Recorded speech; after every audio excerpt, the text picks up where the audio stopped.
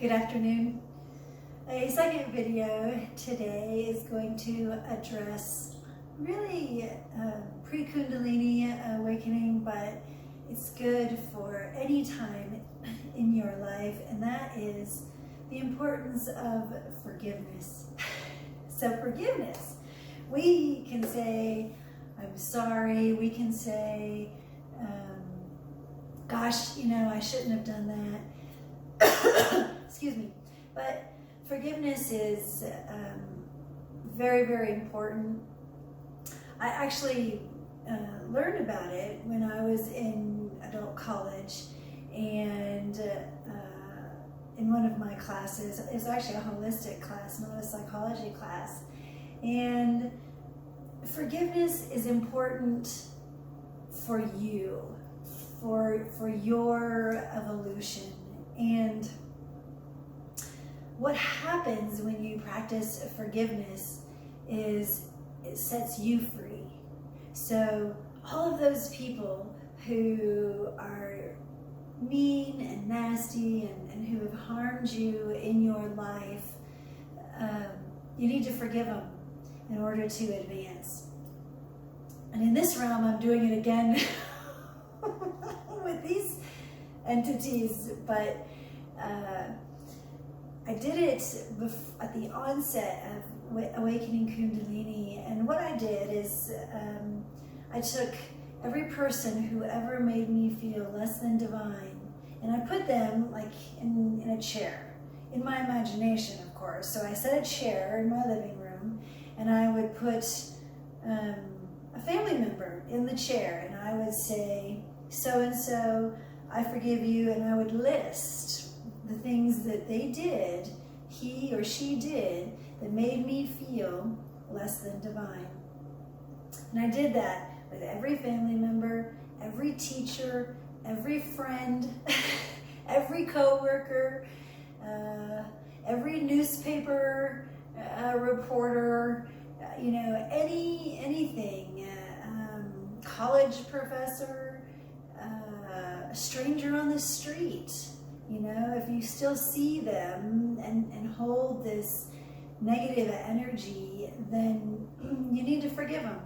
You need to put them in the chair, the hot seat, and list the things that they did that hurt you.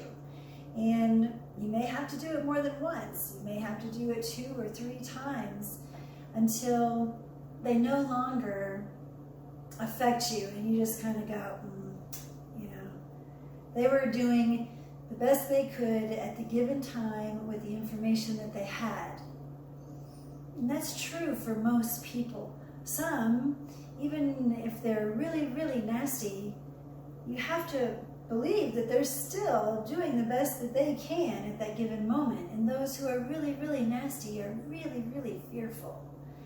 They're really insecure and fearful in their own life, and so they're striking out at you and everyone else because they perceive, whether it's true or not doesn't matter, but they perceive that you have something better than they do.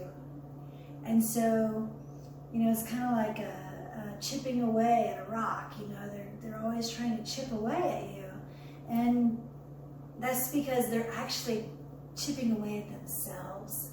They're actually striking out at you, but they're hurting themselves. And it's kind of a projection.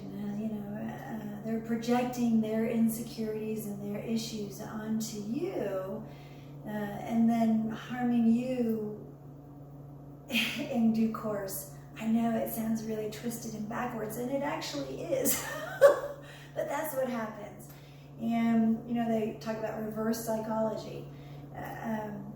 So it's really important when someone has an emotional hook on you that you start practicing forgiveness. And I mean real forgiveness.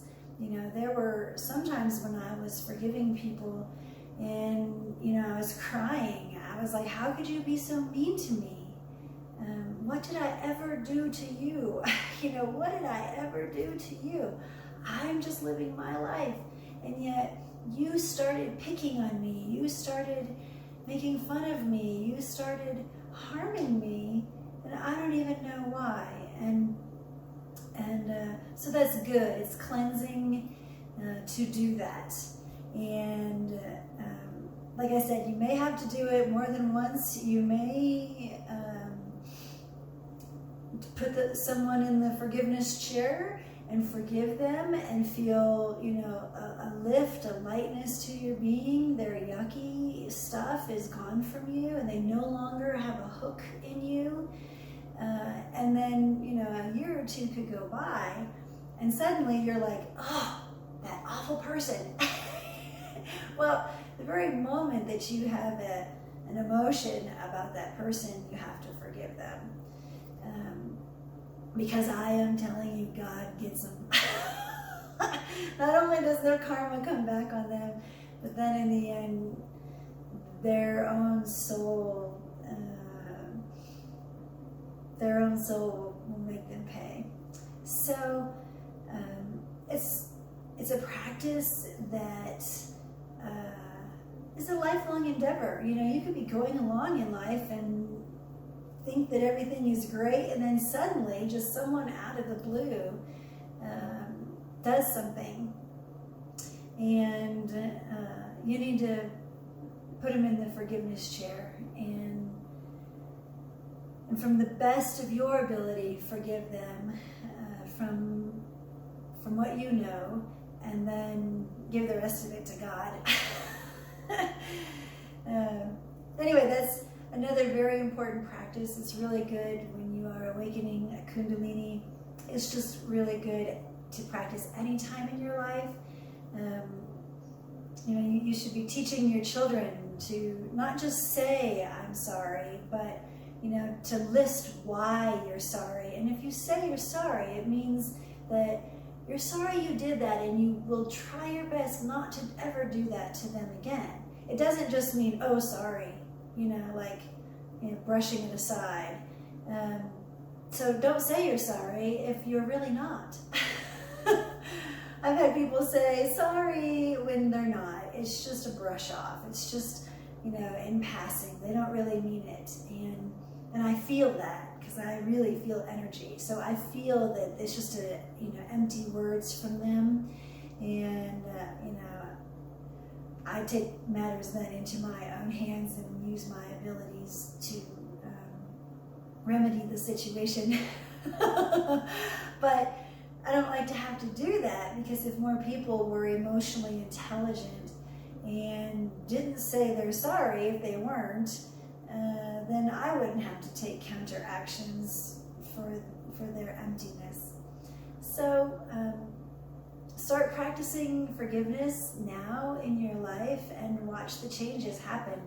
The changes happen in you. They are still going to be whoever they are.